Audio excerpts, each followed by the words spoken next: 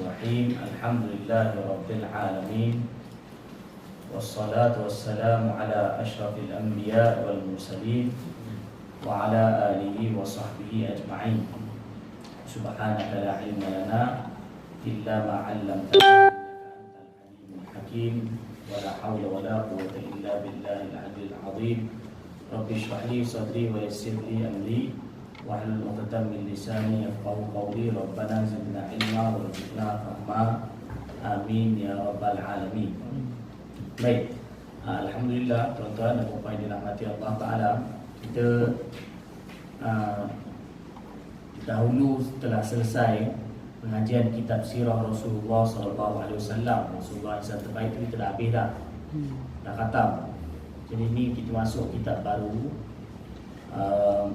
Kitab ni pun yang terjemahnya, kitab ni asal bahasa Arab, kemudian diterjemahkan oleh kawan saya lah, penterjemah ni kawan saya.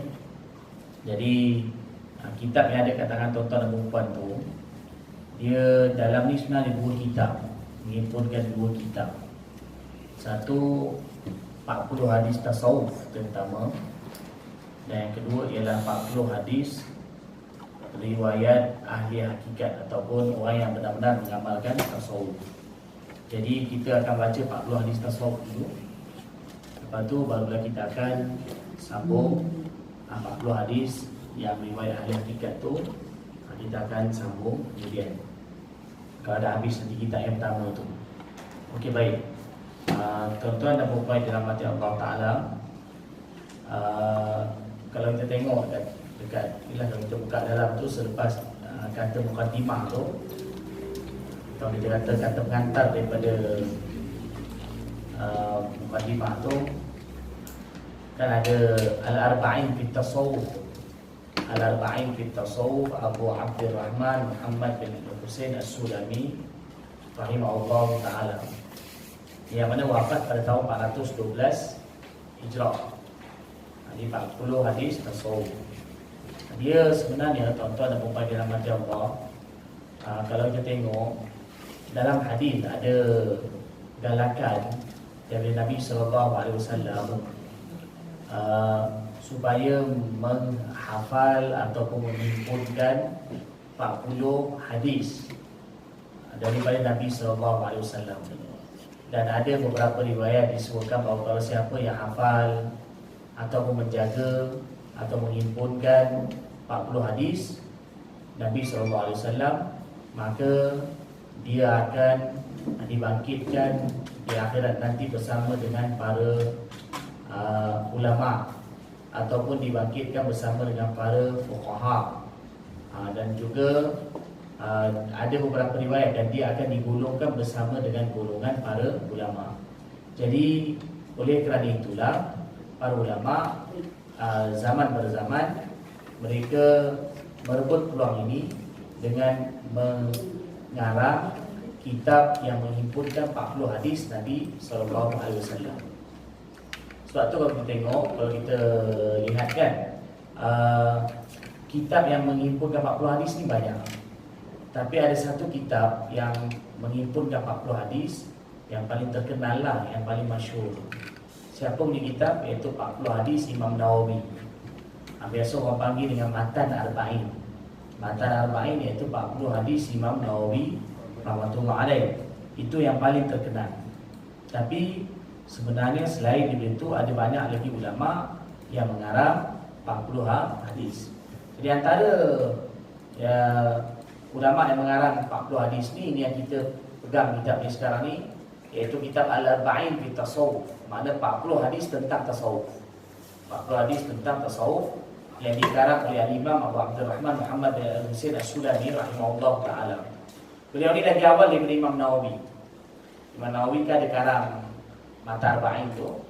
Beliau lagi awal sebab Imam Nawawi meninggal tahun 676 Hijrah. Lahir 631 Hijrah dan meninggal 676 Hijrah. Yang pengarang ni lebih awal daripada Imam Nawawi rahmatullah alaih. Jadi beliau karang 40 hadis tentang tasawuf. Okey. Tuan-tuan dan puan dirahmati Allah Ta'ala, sebenarnya istilah tasawuf ni, istilah ataupun kita kata nama tasawuf ni, dia datang agak kemudian. Kemudian sangat tu tidak juga, tidak lambat, tapi maksudnya kalau pada zaman Nabi SAW dan para sahabat, zaman tu tidak ada istilah tasawuf. Ada nama tasawuf tak ada. Jadi nama tasawuf ni wujud bermula secara kasar ni, kita kata secara umumnya dia bermula pada kurun kedua, pada kurun yang kedua, ataupun pada akhir kurun pertama. Tapi seingat saya dia bermula pada kurun kedua. Kurun kedua Hijrah ada istilah tasawuf. Kemudian lepas tu digunakan. Jadi dia kurun ketiga, kurun keempat, maka lebih banyaklah penggunaan nama tasawuf ni. Kalau dalam Quran, kalau kita buka Quran, tasawuf ni dia ada beberapa nama yang lain. Satu lagi ada yang nama lain dia, tasawuf juga disebut dengan nama tazkiyah. Ilmu tazkiyah. Tazkiyah itu nama yang ada dalam Quran. Kan kita tengok kan, wa yuzakkihim, kan qad aflah man tazakka. Jadi dalam Al-Quran menggunakan istilah tasawuf tu dengan nama apa? Tazkiyah. Tazkiyah maknanya penyucian diri, penyucian batin, zahir dan juga batin. Jadi itu dipanggil istilah tazkiyah. Atau ada juga istilah kalau dalam hadis juga ilmu tasawuf ni juga diberi nama ihsan, ilmu ihsan. Ilmu ihsan. Dalam kitab juga tasawuf juga diberi nama dengan nama ilmu akhlak. Ilmu akhlak. Jadi hakikatnya tuan-tuan dan puan yang dirahmati Allah Taala, istilah tasawuf ini ialah dia sebenarnya satu ilmu yang mana zaman Nabi dia tidak wujud. Cuma hanya istilah tu datang ke kemudian. Istilah tu datang ke kemudian. Dia kalau nak mudah faham macam inilah. Kalau orang mengaji agama, dia ada mengaji subjek akidah, fiqh, kan? Usul fiqh, tafsir, usul tafsir, kan? Dan macam-macam lagi. Tarikh. Jadi istilah-istilah nama ilmu tu kalau zaman Nabi semua tak ada. Zaman Nabi mana ada mengaji ilmu akidah, ilmu fiqh, tak ada. Tapi kemudian para ulama telah perincikan ilmu, maka kerana itu dibuat pembahagian sehingga wujudnya nama-nama itu. Jadi apa yang saya nak terangkan di sini ialah walaupun nama tasawuf itu datang kemudian, tetapi bukanlah makna zaman Nabi tasawuf tak ada. Zaman Nabi tasawuf itu dah ada. Kerana apa? Intipati tasawuf ialah akhlak yang mulia. Itu secara umumnya. Intipati tasawuf itu ialah akhlak yang mulia. Sama ada akhlak itu ialah akhlak yang batin ataupun akhlak yang zahir. Akhlak yang batin itu masuk dalam hati lah, tak sangka buruk semua, bersangka baik dan sebagainya, tawakal. Maka ini dipanggil akhlak yang zahir. Akhlak yang batin. Kalau akhlak yang zahir maksudnya dengan orang dia berbaris muka dan dia bercakap dengan lemah lembut dan sebagainya, maka itu dipanggil akhlak yang zahir. Jadi tasawuf tu intipatinya ialah akhlak, sama ada akhlak zahir ataupun akhlak batin. Maka kesimpulannya tasawuf tu dah ada sejak zaman Nabi. Cuma yang baru ni apa? Yang baru ni ialah nama dia saja. Yang baru ni ialah namanya sahaja. Setakat yang saya bagi mukadimah ni jelas ke, faham ke? Faham ya? Okay, kenapa saya bagi tahu macam ni? Saya nak bagi tahu kenapa saya cakap macam ni. Saya terangkan nama tasawuf tu baru, tapi hakikatnya sebenarnya tasawuf tu dah ada zaman Nabi. Iaitu akhlak. Akhlak yang Nabi anjurkan, Quran dan hadis kan anjurkan akhlak. Akhlak yang zahir dan akhlak yang batin. Kerana zaman kemudian ini wujud aliran, satu aliran yang mana mengatakan tasawuf ni sesat. Dan orang yang mengamalkan tasawuf, iaitu dipanggil sufi lah. Sufi ni maksudnya orang yang mengamalkan tasawuf, maka mereka ini dituduh sesat. Bahkan sampai tahap dikatakan mereka ini bid'ah, sesat. Kemudian mereka berdalilkan, orang yang mengatakan sesat ini, mereka berdalilkan bahawa kononnya tasawuf itu tak ada zaman Nabi. Kita tasawuf zaman Nabi tak ada sebut tasawuf. Jadi sebenarnya bukan sahaja tasawuf, banyak lagi ilmu lain, nama dia pun zaman Nabi tak ada. Macam ilmu fiqh, ilmu tafsir, apa zaman Nabi pun ada. Kemudian pun ada. Adakah sesat? Tak pula. Maka begitu juga tasawuf dia pun, walaupun zaman Nabi tak ada, tetapi hakikatnya dia punya intipati tasawuf tu sejak zaman Nabi dah ada. Iaitu apa tadi? Iaitu akhlak. Dan memang Quran dan hadis menganjurkan kepada kita supaya menjaga akhlak yang zahir dan akhlak yang batin. Jadi itulah tasawuf. Maka itulah tasawuf. Okey? Tasawuf. Okey, baik. Jadi tasawuf ni ialah dia berasal dari perkataan, kesimpulan tasawuf ni ialah satu orang tu dia berusaha untuk membersihkan perkara-perkara yang kotor daripada diri dia. Perkara yang kotor tu maksudnya sifat-sifat mazmumah daripada dirinya. Dan kemudian dia mengusahakan sifat-sifat mahmudah daripada dirinya. Maksudnya dia usaha untuk jauhi sifat mazmumah sifat tercela dari dirinya, dan dia nak masukkan dalam dirinya sifat mahmudah, sifat terpuji. Maka itulah dia tasawuf. Dia lebih kuat sama juga macam tadi saya kata akhlak tu, akhlak zahir batin tu sama lah, itu juga. Tapi cuma tasawuf tu, usaha tasawuf tu ialah nak bersihkan diri daripada sifat yang kotor, buruk, nak bawa dalam diri sifat yang terpuji. Nak bersihkan diri daripada sifat mazmumah, istilah dia sifat mazmumah sifat tercela, dan nak bawa dalam diri apa dia sifat mahmudah. Mahmudah makna sifat yang terpuji. Jadi hadis yang kita nak baca ni, tuan-tuan dan puan yang dirahmati Allah Ta'ala, ialah hadis berkenaan dengan dalil-dalil tasawuf. Dalil-dalil tasawuf. Dan berkenaan dengan sifat-sifat ahli tasawuf. Apa dia sifat mereka? Siapa yang dimaksudkan ahli tasawuf? Kan? Jadi sekarang kita nak baca hadis ni. Okey, kita nak mulakan hadis ni, iaitu hadis yang pertama tu tengok muka 3. Okey. Tengok muka surat 3. Oleh kerana ni buku ni kita baru nak mula, maka bila kita nak mula apa buku kitab, macam saya belajar dulu, dia adalah baca doa dia. Jadi doa tu kita baca sama-sama. Okey, baca Bismillahirrahmanirrahim. Bismillahirrahmanirrahim. Rabbi yassir wa la tu'assir wa tammim bil khair. Rabbi yassir wa la tu'assir wa tammim bil khair. Rabbi yassir wa la tu'assir wa tammim bil khair. Ya Fattah, Ya Fattah, Ya Fattah, Ya Alim, wabika nasta'in. Baik, amin. Okey. Sekarang kita masuk, ini saya bacalah. Okey, tengok pasal 3 tu. Babud dalili ala anna sufiyata hum rufaqa'u Rasulillah sallallahu alaihi wasallam.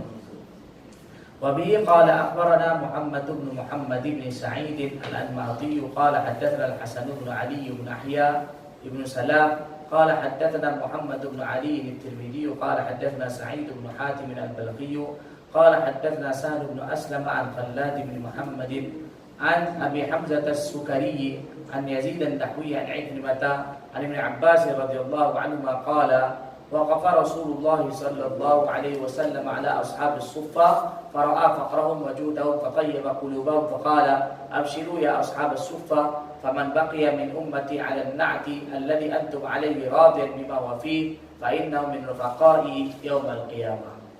Baik. Bab dalil ahli sufi merupakan teman Rasulullah sallallahu alaihi wasallam. Ahli sufi itu maksudnya orang yang mengamalkan tasawuf. Ahli sufi ni maksudnya istilah pada orang yang betul mengamalkan tasawuf, maka mereka dipanggil sufi. Ahli sufi. Jadi bab dalil ahli sufi merupakan teman Rasulullah SAW. Mai dalam hadis ni nak bagi tahu dalil bahawa ahli sufi, orang mengamal kata tasawuf, mereka akan menjadi teman rapat Rasulullah SAW di akhirat nanti. Okay, baik. Daripada Ibnu Abbas radhiyallahu anhu, beliau berkata, Rasulullah SAW berdiri di hadapan ahli sufah, memerhatikan kefakiran dan kesusahan mereka. Lantas Rasulullah SAW menggembirakan hati mereka dengan mengatakan, bergembiralah wahai ahli sufah, barang siapa dalam kalangan umatku yang berada dalam situasi yang kamu alami sekarang, atau boleh kata keadaanlah, barang siapa dalam kalangan umatku yang berada dalam keadaan atau dalam sifat yang kamu berada sekarang, redha, tu redha dengan situasi tersebut, sesungguhnya mereka sebahagian daripada pengiring-pengiringku, atau saya lebih suka terjemah dekat sini, mereka sebahagian daripada teman-temanku, atau tukar dengan mereka sebahagian daripada teman-temanku pada hari kiamat kelak, pada hari kiamat nanti. Baik, tuan-tuan dan puan-puan dirahmati Allah Ta'ala, dalam hadis ni cerita bahawa sekali itu Nabi SAW pergi kepada ahli sufah. Ahli sufah ni siapa? Ahli sufah ni dekat Masjid Nabawi, dekat belakang Masjid Nabawi, zaman dulu lah, zaman Nabi SAW, ada satu kawasan, macam kita kata satu kawasan lapang lah, dia tak adalah besar sangat, tapi kawasan tu kita Nabi SAW reservekan, khaskan kawasan tu untuk sahabat-sahabat yang mereka ini tak ada tempat teduh, tak ada tempat tinggal. Jadi mereka akan duduk kat situ. Di samping tu kalau time semayang apa semua, waktu kalau Nabi duduk kat masjid, mereka akan duduk dengan Nabi SAW. Di situ penempatan mereka. Kawasan tu lantai dia ditinggikan sikit. Dia ditinggikan sikit. Kemudian sahabat-sahabat yang susah ni mereka akan duduk kat situ. Sebab zaman dulu ada di kalangan sahabat yang bila mereka masuk Islam, mereka dipulaukan oleh ahli keluarga. Kalau mereka balik pada ahli keluarga, kadang-kadang kena bunuh atau diberlakukan, maksudnya dizalimi, dianiaya. Maka oleh kerana itu mereka duduk kat Masjid Nabawi, tak balik pada ahli keluarga, ke pangkuan ahli keluarga mereka. Mereka punya makan minum ditanggung oleh Rasulullah SAW, dan juga kalau ada sahabat-sahabat yang senang, mereka akan bantu juga. Jadi mereka ni kalau ada makan, tak ada makan, tak ada makan. Jadi mereka ni orang susah betul. So mereka tak ada tempat teduh, tak ada tempat tinggal. Tapi mereka ini orang yang betul-betul beramal. Maksud mereka duduk kat situ, tapi mereka betul-betul jaga semayang, jaga amal. Cuma mereka tak ada makan minum yang tetap. Kalau sahabat yang lain ada rumah, tapi mereka tak ada. Ahli, mereka ini dipanggil apa? Ahli sufah. Sufah tu asal makna kawasan dekat belakang Masjid Nabawi yang Nabi tempatkan untuk mereka ini. Kawasan tu dipanggil apa? Sufah. Dia dekat belakang Masjid Nabawi. Okey, baik. Jadi bab dalil ahli sufi ini merupakan teman Rasulullah SAW. Jadi sekali itu Nabi SAW tengok mereka. Nabi datang kepada mereka. Kalau macam dalam hadis ni, Nabi SAW tengok diorang ni susah betul, lapar, pakaian tak cukup, dalam keadaan yang begitu susah. Bila tengok keadaan mereka, Nabi SAW pun telah tenangkan hati mereka. Apa Nabi beritahu? Nabi kata, bergembiralah kamu wahai ahli sufah, barang siapa daripada kalangan umatku, dia keadaan dia macam kamu dan dia redha dengan keadaan itu, maka di akhirat kelak nanti dia akan bersama-sama denganku. Dia akan menjadi temanku di akhirat nanti. Okay, apa nak beritahu kat sini? Nak beritahu kat sini bahawa satu pertama nak beritahu ahli sufah ni ialah orang yang akan menjadi teman rapat Nabi SAW nanti di akhirat. Orang miskin, orang yang susah ni, mereka akan teman rapat Nabi. Dan Nabi bagi tahu juga sampai ke hari kiamat. Ini khabar gembira yang Nabi bagi tahu ni bukan untuk ahli sufah ya. Ahli sufah tu pasti. Tapi kalau lepas mereka pun, kalau ada orang yang mana sifat dia macam ahli sufah, maka mereka juga berhak mendapat khabar gembira ini insya-Allah mereka akan menjadi teman rapat Nabi sallallahu alaihi wasallam di akhirat nanti. Jadi ini dalil kepada bahawa ahli sufah ni teman rapat Nabi. Dan siapa yang disifat mereka dengan syarat dia redha dengan apa yang berlaku bagi diri dia, maka dia juga akan dapat janji yang sama. Akan menjadi teman rapat Nabi sallallahu alaihi wasallam di akhirat nanti. Okey. Baik. Jadi apa yang ada sifat pada ahli sufah ni? Ahli sufah ni sifat mereka iaitu pertama sekali mereka ni ialah dia kata miskin. Yang kedua apa? Mereka ni ialah bila miskin secara umum ni berlapar. Dan sebahagian mereka atau mungkin sebahagian besar mereka pakaian pun tak cukup. Tapi apa lagi?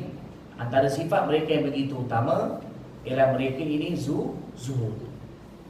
Apa makna zuhud? Makna tak tamakkan dunia. Dalam hati mereka betul-betul cinta ke akhirat, tidak tamakkan dunia. Walaupun susah, tapi mereka tak tamak dunia. Betul-betul cintakan akhirat. Jadi mereka ini ialah merupakan ahli sufi sejati. Jadi siapa yang bersifat macam ahli sufah, iaitu ahli sufi sejati, maka mereka akan layak menjadi teman Rasulullah SAW di akhirat nanti. Okey, jadi orang susah kan. Jadi kadang-kadang kita jangan pandang orang susah ni kita pandang hina. Dia orang susah ni ada dua jenis. Ada orang susah yang dalam hati dia tamak dunia. Ada macam tu. Susah dalam hati tamak dunia. Sentiasa ingin nak kaya, nak tamakkan dunia. Orang yang susah macam tu tak termasuk dalam hadis ni.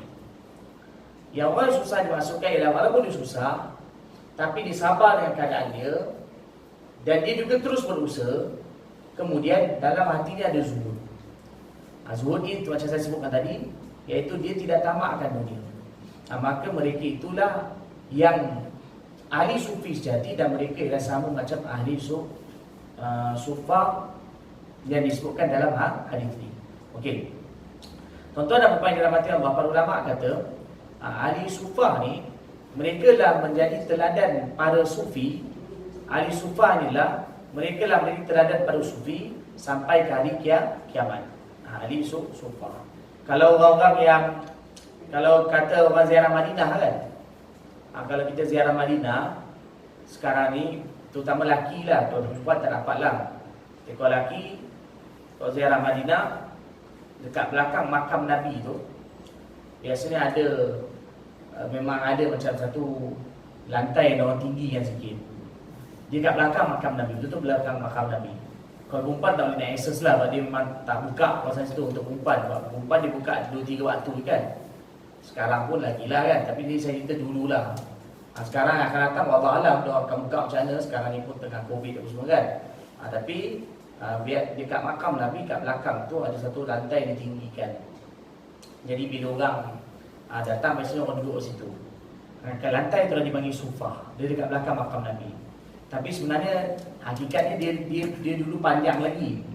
Dia macam ni, asalnya macam kata lagi masjid. Jadi dia daripada situ sampai ke sini lah. Kata dia masjid situ. Tapi sekarang ni dia buat sufah tu, dia tinggal kat tepi tu dia.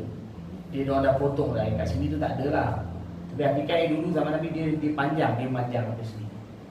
Dia bukan hanya kat situ dia dekat panjang. Tapi cuma kat sekarang dia orang tinggal agak sikit yang dekat belakang Masjid Nabawi. Okey. Sambung. Hadis nombor 2 kan. Okey, babun fi sifatil fuqara. Babun fi sifatil fuqara. Wa bi qala akhbarana Abu Qasim Abdul Rahman ibn Ahmad ibn Matawayhi al-Balkhi. Qala hadatsna Fatul ibn Nasfanna. قال حدثنا محمد بن إسماعيل الأحمسي قال حدثنا عثمان بن عبد الرحمن الحراني قال حدثنا الوازع بن نافع عن أبي سلمة عن ثوبان رضي الله عنه قال رسول الله صلى الله عليه وسلم حوضي ما بين عدن إلى عمان حوضي ما بين عدن إلى عمان شرابه أشد بياضا من اللبن أحلى من العسل من شرب منه شربة لم يظمأ بعدها أبدا وأول الناس alaihi yariduhu sa'alikul muhajirin. Qulna wa man hum ya Rasulullah? Qala ad-dunsu thiyab asy'uthur ru'us alladhina la tuftahu lahum abwabus sudad wa la yuzawwajuna al-mun'imat wa la yuzawwajuna al-mun'imat alladhina yu'tuna ma 'alaihim wa la yu'tawna ma lahum wa la ya'tiyanna aqwamun fayaquluna ana fulan ibn fulan wa la aqulanna innakum baddaltum ba'di. Okey, baik. Bab mengenai sifat orang-orang fakir. Bab berkenaan dengan sifat orang-orang fakir, orang miskin. Daripada Sayyidina Thauban radhiyallahu anhu, beliau berkata, Thauban ni sahabat Nabi SAW yang beliau ni masa zaman Nabi beliau pernah jadi hamba. Kemudian Nabi SAW bebaskan beliau. Jadi beliau ni bekas hamba Nabi. Bekas hamba Nabi SAW. Okey, Thauban radhiyallahu anhu beliau menceritakan, beliau berkata, Rasulullah SAW bersabda, telagaku keluasannya antara Adan dan Oman. Airnya lebih putih berbanding susu, lebih manis daripada madu. Ini kerana ada setengah terjemahan saya tukar sikit lah. Kerana setengah terjemahan tu saya kurang tepat sangat, saya tukar sikit lah. Lebih manis daripada madu. Barang siapa yang minum air tersebut, dia tidak akan kehausan selepasnya selama-lamanya. Orang yang pertama sampai ke telaga tersebut adalah orang-orang miskin dalam kalangan muhajirin. Kami bertanya, siapakah mereka wahai Rasulullah? Mana siapa daripada kalangan muhajirin yang mula-mula akan dapat minum air telaga Nabi? Maka baginda sallallahu alaihi wasallam menjawab, siapa mereka itu, apa sifat mereka? Itu orang yang kotor pakaiannya, rambut yang tak terurus, tidak dibukakan kepada mereka pintu-pintu yang terkunci. Mereka tidak mengahwini wanita yang gemarkan kesenangan. Atau lagi bagus terima, mereka tidak mengahwini wanita yang hidup mewah. Wanita kaya lah maksudnya, wanita yang hidup mewah. Mereka tidak mengahwini wanita yang hidup mewah. Mereka memberikan apa yang ada pada mereka, dan mereka tidak diberikan apa yang menjadi milik mereka. Dan akan datang kaum-kaum maksudnya akan datang orang. Nanti akan datang orang yang mereka berkata, aku adalah fulan bin si fulan. Dan pasti aku akan berkata, sesungguhnya kamu adalah pengganti. Astagfirullah, bukan pengganti. Sesungguhnya kamu telah berubah. Kamu telah mengubah. Sesungguhnya kamu telah mengubah agamaku. Sesungguhnya kamu telah mengubah agamaku selepas aku. Selepas aku tu maksud selepas aku wafat.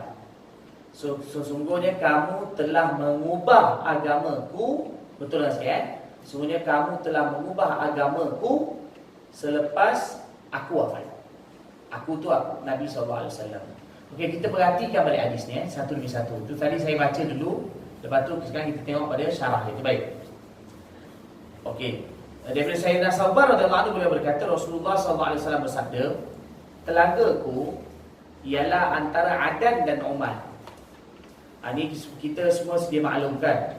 Di akhirat nanti Allah Ta'ala ada bagi satu telaga yang khas untuk Rasulullah SAW. Arab panggil haud. Haud mana telaga lah. Telaga tu yang menurut setengah ulama tafsir, telaga tu dipanggil dengan telaga Kautsar. Telaga Kautsar. Tapi ini sebenarnya menurut sebahagian ulama. Ada sebagian ulama kata tidak. Tapi menurut ramai ulama lah, mereka kata yang surah Inna Atainakal Kautsar itu, Al-Kautsar itu ialah telaga, merujuk kepada telaga Rasulullah SAW yang Allah bagi. Tempat minum lah kan, telaga yang Allah bagi dekat akhirat nanti. Dan Allah bagi khas untuk Nabi. Allah bagi khas untuk Nabi SAW. Baik. Jadi dia bagi tahu apa sifat telaga. Okay, Nabi bagi tahu telaga tu luas antara Adan dan Oman. Adan kat mana? Adan kat Yaman lah. Adan ni berada di Yaman. Dia dekat ujung Yaman. Maknanya belah, kalau kita tengok tu, dia di sebelah barat lah, barat. Dan bawa ke timur. kan. Jadi kalau Oman di timur kan, Oman berada di timur. Jadi Yaman sini, kalau belah saya lah, kalau belah tuan-tuan tu, kalau tuan-tuan tengok peta, Yaman ni belah kiri, dia kat bawah Saudi belah kiri, maknanya belah barat lah. Jadi kemudian yang Oman di belah timur, maknanya dari timur ke barat, mana jarak yang jauh. Jadi jarak tu sekitar, maknanya lebih daripada 1000 km lebih, 1700 km lebih kurang lah jarak tu. Maknanya jarak yang begitu jauh. Okay, Nabi SAW hanya nak bayangkan saja betapa besar di telaga Nabi itu ialah jarak di antara Adan dan Oman. Tapi hakikatnya Allah yang tahu. Tapi nak beritahu besar. Dia nak bagi contoh, kadang kalau kita lah, kadang kita nak bagi contoh, nak beritahu jauh. Itu tu jauh betul, daripada Johor pergi Perlis. Tu nak bagi mudah faham kan. Johor pergi Perlis, Johor Perlis lebih kurang 800 km. Jadi itu kita nak beritahu jauh.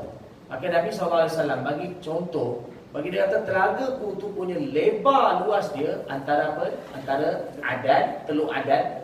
Adan ni di Yaman sampai dah pergi ke Oman, negara Oman. Baik. Nabi bagi tahu air dia lebih putih berbanding susu. Air telaga Nabi itu lebih putih berbanding susu. Lebih sedap, lebih manis daripada madu. Allahu Akbar. Lebih manis daripada madu. Barang siapa yang minum air tersebut, dia tak akan kehausan selepasnya selama-lamanya. Jadi kalau menurutnya, kalau dalam hadis saya beritahu, telaga tu Allah letakkan tu telaga tu sebelum masuk syurga. Dia telaga ni maknanya sebelum masuk syurga neraka ni. Dia masa mahsyar, hasyar kan, time mahsyar tu dia telaga tu. Dan orang akan minum telaga tu. Jadi siapa yang minum tu, lepas tu tak akan haus sampai bila. Maka mungkin timbul pertanyaan, kalaulah, jadi pastilah yang minum tu ahli syurga kan. Orang yang dapat minum telaga Nabi ni ialah mesti ahli syurga. Kalau tak ahli syurga tak boleh minum. Jadi ahli syurga dapat minum air telaga Nabi SAW ni. Tapi Nabi bagi tahu kalau selepas minum tak ada dahaga dah. Jadi kita pun tahu bahawa orang masuk syurga, dia ada minuman lagi. Kan dalam syurga ada minuman lagi. Jadi dia minum tu sebelum masuk syurga. Nanti lepas masuk syurga dia minum lagi. Tapi Nabi kata kalau dah minum tadi, maka tak ada dahaga lagi dah. Faham tak persoalan dia sini? Jelas tak? Maksud kata kalau dah minum awal, dah tak dahaga dah. Tapi kenapa masuk syurga nak minum lagi? Sebab dalam syurga pun ada sungai lagi. Dalam Al-Quran itu ada 4 batang sungai. Kan ada sungai susu, ada sungai arak, ada sungai madu, semua kan. Jadi buat apa nak minum lagi dalam syurga? Sebenarnya hakikatnya orang yang minum air telaga Nabi ni ahli syurga, mereka akan minum tak dahaga sampai bila. Tapi bila mereka masuk syurga, mereka minum air yang dalam syurga tu ialah bukan minum kerana dahaga, tetapi orang kata minum kerana bernikmat-nikmat, minum kerana nak berseronok kan. Jadi makan dalam syurga, makan dan minum dalam syurga ialah bukan kerana lapar atau dahaga, tapi ialah semata-mata nak seronok kan.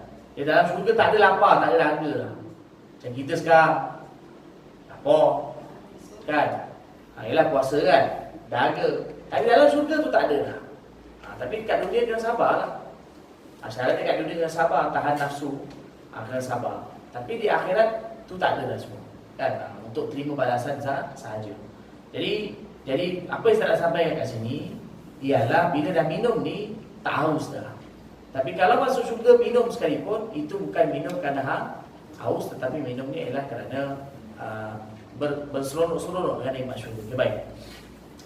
Nabi bagi tahu orang yang pertama sampai ke telaga tersebut. Apa maksud orang pertama kat sini? Maksudnya golongan lah, golongan. Orang maksudnya golongan. Golongan yang pertama akan sampai ke telaga tersebut adalah orang miskin daripada kalangan muhajirin. Nabi kata orang yang mula datang dari kalangan umat aku, orang yang mula datang di kalangan umat aku yang akan minum air telaga tu, orang miskin dari kalangan muhajirin. Nabi bagi SAW beritahu orang miskin daripada kalangan muhajirin. Allahu Akbar. Bukan orang kaya, orang miskin dulu datang. Orang miskin dari kalangan muhajirin lah tu. So, muhajirin ni majoriti mereka susah. Tapi yang mula datang muhajirin yang miskin. Muhajirin yang miskin, orang yang hijrah kepada Nabi SAW di kota Madinah. Kan bila Nabi hijrah Madinah kan sahabat hijrah pergi Madinah.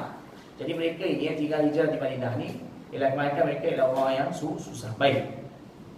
Maka kami bertanya, siapakah mereka wahai Rasulullah SAW? Wahai Rasulullah, siapa mereka ini?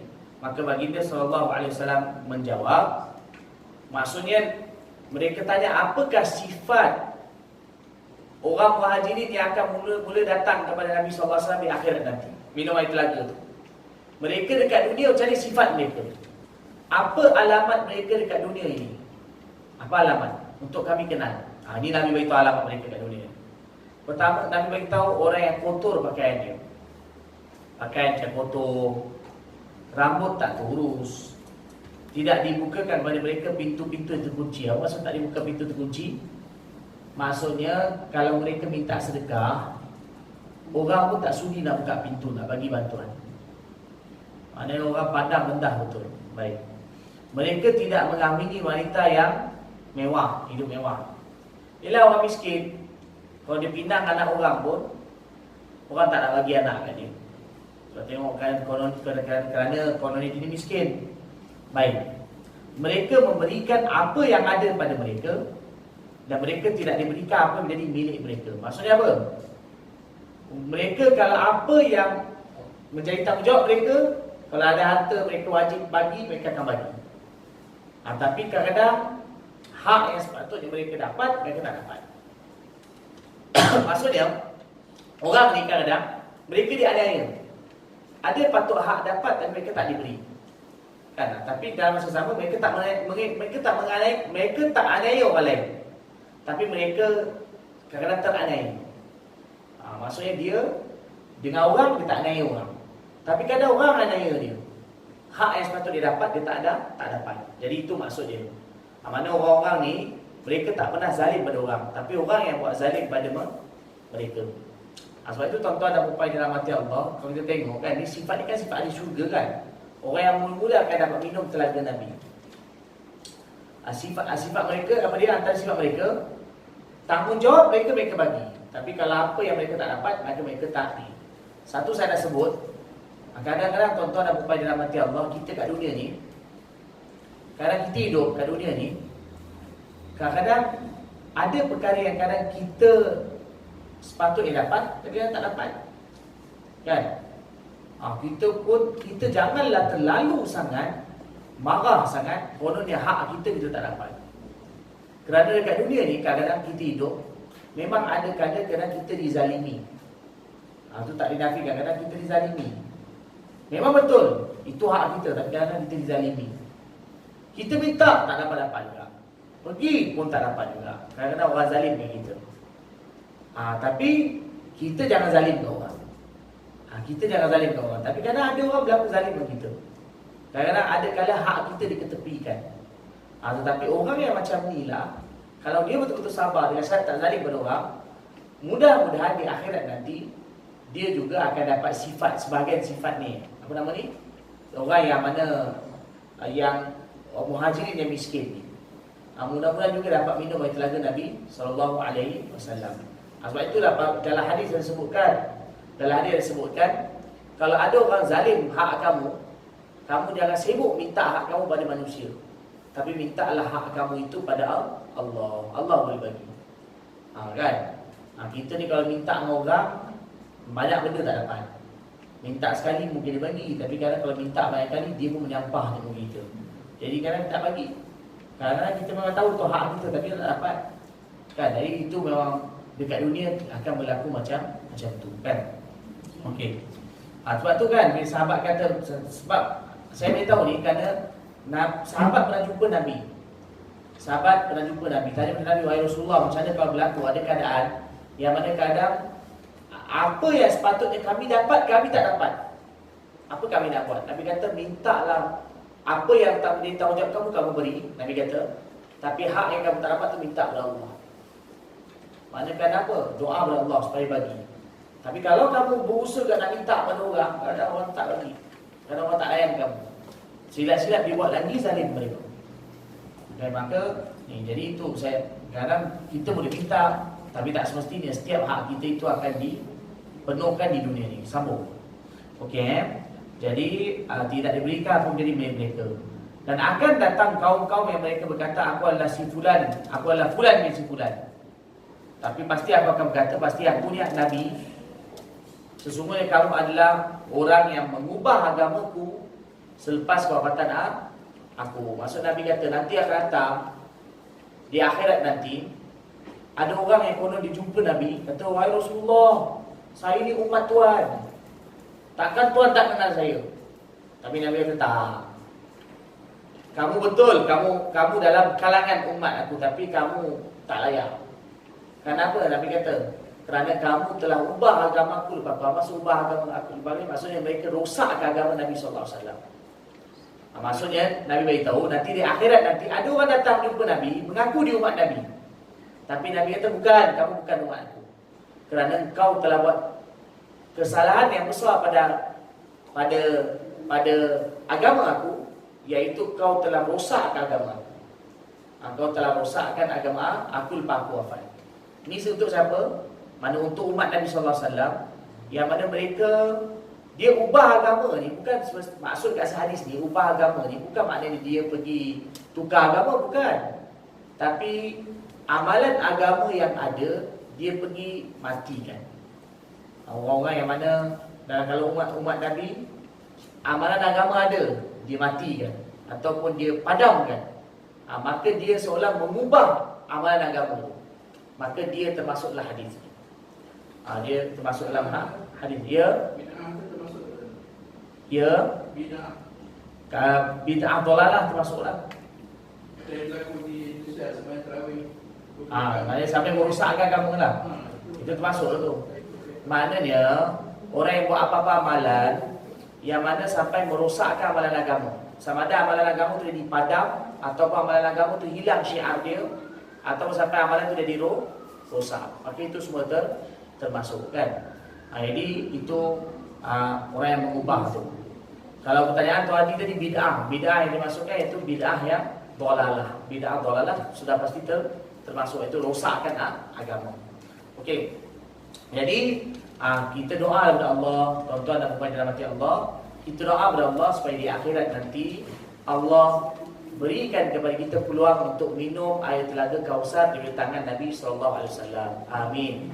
Amin. Dan kita harapkan kadang-kadang kalau kita tengok amalan kita rasa tak layak. Kalau kita tengok amalan kita lah, kalau kita perhati amalan kita memang rasa tak layak. Tapi ialah dalam kita tak layak pun kita terus harap, kita terus beramal, harap ya Allah, janganlah Engkau singkirkan kami daripada dapat minum air telaga Nabi SAW. Okey, ada perkara nak terang. Tapi tadi ada nak tanya Tuan Haji. Apa nak tanya? Saya tadi mengubah agama. Dia mengubah agama. Adakah dia mengubah akidah? Semua tu termasuk. Maknanya sama ada diubah akidah, ubah pegangan, ubah amalan agama. Amalan agama yang jadi syiar, dia halal, dia orang buat sekian amal, dia tak bagi. Jadi itu semua termasuk dalam mengubah. Maknanya mematikan, maknanya dia buat usaha yang mana merosakkan amalan agama ataupun mematikan amalan agama. Itu termasuk. Saya tadi pasal kalau dia ubah tapi yang tidak berubah, dia masih lagi Islam. Tapi kalau tidak dia berubah, dia menjadi kafir. Okey. Jadi dua perkara yang berbeza. Yelah, maknanya kalau contoh kata dia kalau mengubah akidah sampai tahap akidah berubah, itu terkeluar dari agama lah. Satu orang tu jadi sampai terkeluar dari agama. Kalau dia ubah itu perkara usul. Perkara usul ni maksudnya perkara yang menyebabkan pegangan akidah usul, itu menyebabkan dia terkeluar daripada Islam. Contoh macam fahaman-fahaman yang ialah sampai menjejaskan akidah. Satu lagi ialah yang dia merosakkan amalan tapi masih lagi dalam perkara furu'. Dia mematikan amalan. Kalau ikut pada zahir hadis ni, dua-dua golongan itu termasuk. Mana golongan itu termasuk. Tapi apa keadaan pun, mari kita minta lindung kepada Allah Ta'ala supaya jangan kita termasuk dalam golongan ini. Ini maksudnya orang yang di akhirat nanti dia mengaku umat Nabi tapi Nabi tolak. Nabi kata, kau tak, kamu bukan umat aku. Hadis ni banyak. Dalam setengah hadis lain, siap Nabi beritahu, pergi jauh. Kan, maknanya diorang ni kalau ikut dalam kalangan umat Nabi. Maksudnya lahir dalam kalangan umat Nabi ni. Maksud lepas Nabi ni mereka dekat dalam umat Nabi. Tapi oleh kerana mereka buat kerosakan dalam agama dalam pelbagai bentuk, maka mereka ini di akhirat nanti dihalau oleh Nabi SAW, mana tak dapat minum daripada air telaga Nabi SAW. Maksudnya dia ni masih Islam tetapi tak dapat syafaat. Tidak dapat syafaat, tak dapat minum air telaga Kautsar, kan? Boleh jadi juga maksud hadis ni tuan ialah juga merujuk pada umat Nabi yang fasik, yang melakukan sekian-sekian dosa yang besar. Maknanya mereka akan diseksa dulu. Daripada permulaan mereka tak layak, jadi mereka diseksa dulu. Walaupun lepas tu masuk syurga, tapi permulaan mereka tak layak untuk minum air telaga Kautsar. So, air telaga Kautsar tu di mahsyar, sebelum dia masuk syurga dan neraka. Okey, baik. Wallahu a'lam. Okey. Itu okey, baik. Seterusnya ialah ya sila. Balik pada hadis yang pertama tu, nak tanya ahli sufah tu dia setanding dengan sahabat-sahabat. Ahli sufah tu sahabat lah. Ahli sufah tu ialah sahabat lah. Saya tadi tak terlepas tak sebut kan. Ahli sufah tu ialah sahabat Nabi. Kan saya tahu maksudnya mereka ni yang datang oleh Nabi, duduk dengan Nabi dan mereka tak ada tempat tinggal. Jadi makan minum mereka ini secara umum Nabi yang tanggung. Kalau Nabi ada makanan, tapi kadang-kadang sahabat lain tanggung. Mereka kalau ada makanan makan, tak ada makanan berlapar. Itu adalah hadis yang beritahu sampai time Nabi semayang. Kadang-kadang mereka solat dengan Nabi, ada sebagian mereka jatuh pingsan kerana terlalu lapar, makanan tak ada. Okey, tadi sebelum saya terlupa, tadi hadis yang nombor 2 yang kita baca tadi. Hadis yang nombor 2 yang kita baca tadi. Okey, dalam hadis tu kan dia bagi tahu sifat orang fakir kan? Ya. Apa dia kata? Pakaian kotor, rambut tak terurus. Di sini saya nak sentuh sikit bab ni. Okey, hadis ni dia bukan bagi galakan kepada kita supaya kita pakai pakaian kotor, ataupun kita pergi jadikan rambut kita tak terurus kan, konon dengan nama zuhud. Hadis ni bukan bagi galakan macam tu. Okey, pertama kita kena faham yang zaman Nabi SAW ada sahabat yang macam ni, yang orang Muhajirin dia menjadi sampai dia macam ni, ialah kerana keadaan hidup mereka itu memaksa mereka jadi sampai macam tu. Susah sangat. Pertama, mereka memang tak ada air, dan mereka memang tak ada langsung pakaian. Kalau mereka cari pakaian pun mereka tak jumpa. Memang betul-betul susah. Jadi oleh kerana tak ada pakaian, tak ada air, maka mereka tak dapat nak uruskan diri mereka. Sampai keadaan mereka macam tu lah, pakai baju betul camping dan ni. Jadi hadis ni jangan salah faham, bukan bagi galakan kepada kita supaya kita kena macam ni. Tak semestinya. Tapi ialah hadis nak beritahu orang ni, Allahu Akbar, begitu susah sekali keadaan mereka, tapi tetap iman mereka begitu kuat, maka kerana itu mereka layak mendapat minum air telaga Nabi SAW mula-mula sekali. Jadi kalau kita zaman sekarang, kita tak ada pun dituntut mesti kena pakai baju kotor-kotor, konon nak ikut mereka, ataupun kena rambut kusutkan jadi tak terurus kerana nak ikut mereka. Zaman kita ialah kita hidup mewah, maka orang yang Allah bagi pada dia harta adalah lebih afdal dan sunat dia menzahirkan nikmat Allah pada dirinya. Jadi zaman kita ni buat apa nak pakai buruk? Kenapa? Kalau kita buka almari kita belampak-lampak baju dia. Lepas tu kenapa nak pakai buruk? Dan satu lagi, harta kita ada, Allah bagi, duit kita ada, kita bukan sampai tak mampu, dan kita ada banyak air, kita boleh uruskan. Jadi sebab itu kalau kita lihat pada keadaan, kita kena faham hadis Nabi ni bukan suruh kita jadi ini. Sahabat ini kerana terpaksa macam tu. Tapi kita kalau Allah dah bagi kelebihan, kita gunakan nikmat yang Allah ada, bahkan zahirkan nikmat itu dengan syarat tidak takabur, tidak sombong, tak menunjuk, dan juga apa lagi, dalam hati kita tidak ada tamak dunia. Sebenarnya itu yang paling penting. Sebab itu zuhud tu baru ulama kata asal hakikatnya adalah dalam hati, dia bukan di luar, dia hanya pada pakaian. Jadi tuan-tuan dan puan-puan yang dirahmati Allah, sampai itu saja. Sebab saya pun tengok sampai 10.30 kan. Jadi sampai itu saja. Jadi hadis yang kita baca ni kita akan sambung kemudian. Kita baca sampai hadis nombor 2 ni. Mudah-mudahan alhamdulillah kita akan sambung nanti insya-Allah pengajian pada bulan depan. Kita bawa yang tuan-tuan yang dah ada kitab ni bawa lah. Kan yang dah ada kitab ni Awak kita akan sambung nanti hadis yang seterusnya. Wallahu a'lam.